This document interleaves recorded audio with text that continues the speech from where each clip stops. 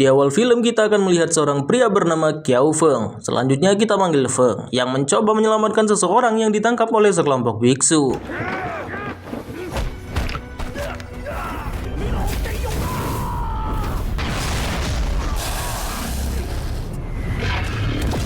Qiao Feng ternyata merupakan ketua dari kelompok pendekar silat Kai Pang atau dikenal sebagai kelompok pengemis. Tapi saat Feng datang ternyata ia sudah disambut oleh para anggotanya dan bahkan para tetua kelompok juga hadir di sana. Bukan untuk menyambutnya melainkan untuk mengkudetakannya dari kedudukannya sebagai ketua. Feng difitnah telah membunuh wakil ketua bernama Ma dan ternyata ia juga diketahui berasal dari keluarga kelompok Hitan yang merupakan musuh dari kelompok Kai Pang. 就係你，馬被奸人。邊個講㗎？係我。你係契丹之人，我哋而家唔單止有。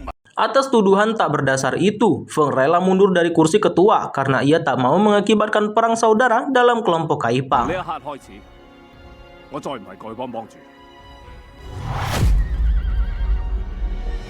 Saat ia tak lagi menjadi ketua Kai Pang, Feng pulang ke rumah orang tua angkatnya dan ia terkejut lantaran orang tua angkatnya sudah tewas mengenaskan. Tapi sialnya datang dua orang dan melihat keadaan itu dan malah ia menuduh Feng membunuh orang tua angkatnya sendiri.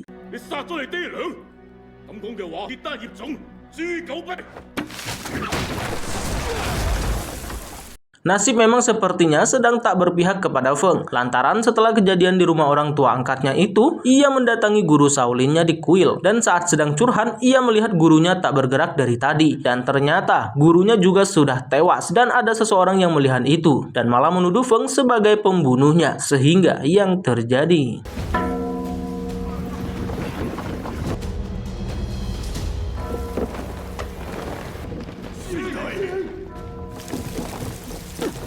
Untungnya saat pelarian, Feng melihat seseorang yang mencurigakan, sehingga ia menangkap orang tersebut dan langsung disergap oleh rombongan Shaolin, dan malah menuduh Feng juga kerjasama dengan pencuri tersebut, sehingga yang terjadi.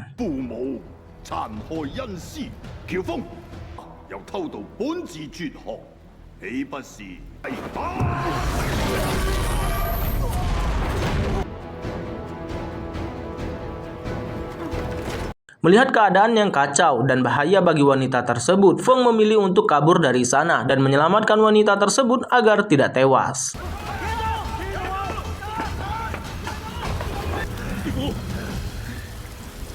Pada masa pengobatan, Feng sadar bahwa wanita bernama Azu ini hanya bisa disembuhkan oleh Dewa Tabib Shu. Tapi saat sampai di sana, ternyata seluruh pendekar dunia persilatan sedang berkumpul dan berunding untuk membunuh Feng yang dianggap pengkhianat dunia persilatan dan pembunuh.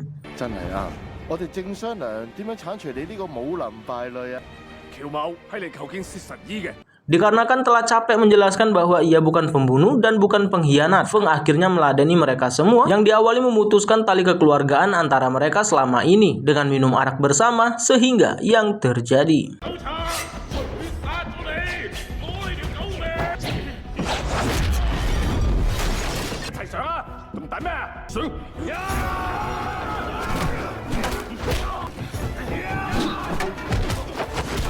Pertempuran ini sungguh luar biasa, walaupun Feng sendirian, tapi mereka tidak bisa membunuh Feng dengan mudah, karena Feng juga memiliki jurus Kangkong Yuhi dan jurus 18 tapak penakluk naga.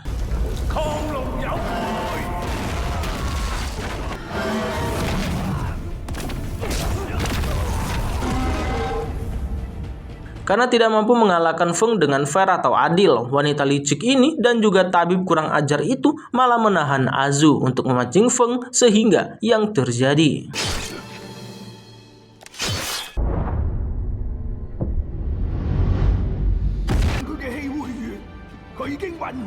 Atas tusukan licik itu, Feng tidak mampu lagi mengeluarkan jurusnya, sehingga ia mudah diserang dan serangan datang bertubi-tubi, sampai-sampai ia tak berdaya. Dan di saat itu, Feng diselamatkan oleh seseorang misterius.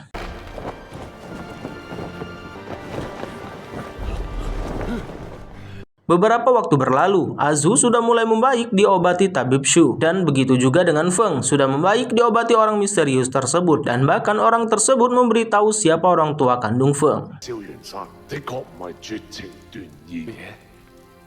Ini ， ， ， ，， ，， ，， ，， ， ， ， ， ， ， ， ， ， ， ， ， ， ， ， ， ， ， ， ， ， ， ， ， ， ， ， ， ， ， ， ， ， ， ， ， ， ， ， ， ， ， ， ， ， ， ， ， ， ， ， ， ， ， ， ， ， ， ， ， ， ， ， ， ， ， ， ， ， Setelah sehat walafiat, Azu kabur dari sana dengan cara menyamar menjadi tabib Shu dan membuat kekacauan sehingga bisa bertemu kembali dengan Feng.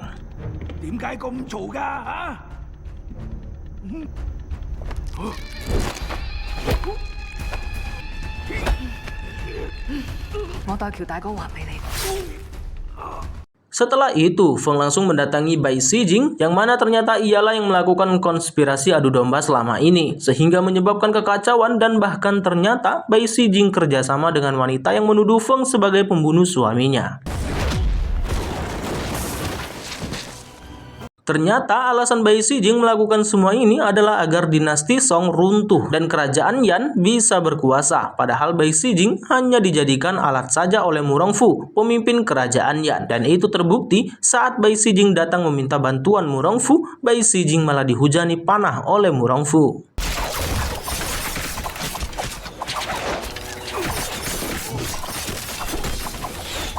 Dan tibalah pertarungan akhir antara Qiao Feng dan Murongfu sebagai pelaku utama dalam kekacauan selama ini. Tapi ternyata Murongfu sedikit mampu mengimbangi kemampuan Qiao Feng.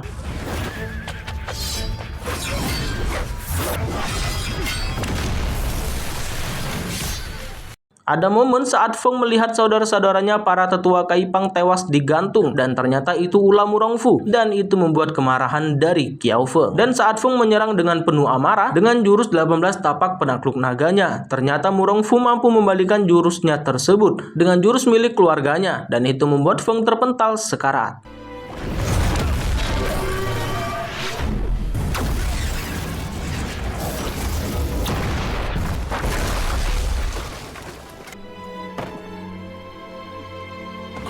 Dan di saat Murongfu akan melancarkan serangan terakhirnya, Feng bangun dan langsung menghantam Murongfu dan menjadi akhir dari pertempuran ini.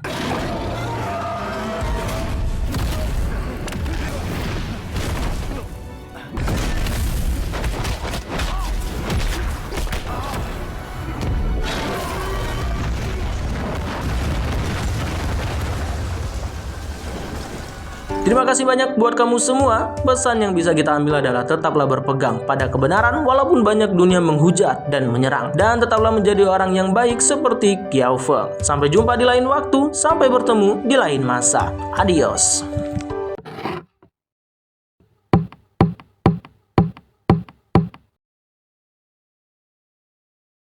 You